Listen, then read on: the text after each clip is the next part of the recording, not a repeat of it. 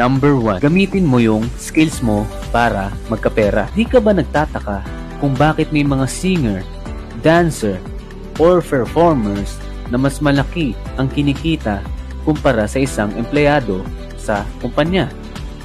O di kaya naman ay isang mahusay na pintor o manunulat na kumikita ng limpak-limpak na salapi kumpara sa karamihan?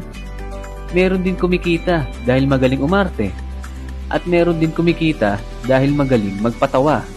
Ngayon, anong skills or talent ang meron ka na pwede mong pagkakitaan? Teka lang, Mang Johnny, wala akong talent at skills eh. Okay, ganito. Anong talent or skills ang pwede mong matutunan? Willing ka bang mag-aral? Or magbasa ng libro? Umattend ng mga seminars or trainings? Willing ka rin bang matuto sa isang tao na kumikita na ng pera gamit ang skill na yon?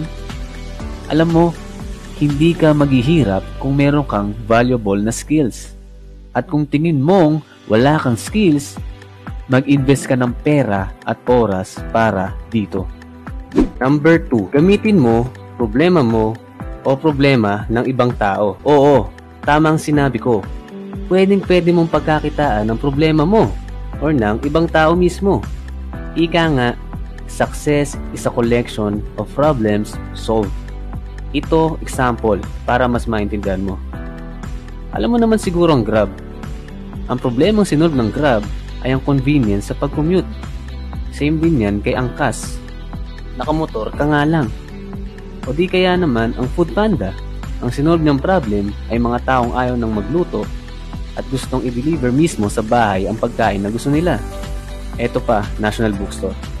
Kung ang problema mo ay wala kang school supplies, office supplies at iba pa, tiyak, dito ka pupunta, di ba? Pwede rin natin example dito yung sari-sari store na malapit sa inyo.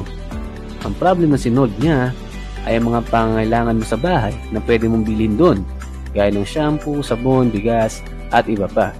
Imbis na pumunta ka sa mall or mamasahe pa papuntang palengke. Ngayon, lahat ng nabanggit ko, kumikita ng pera yan mula sa iyo.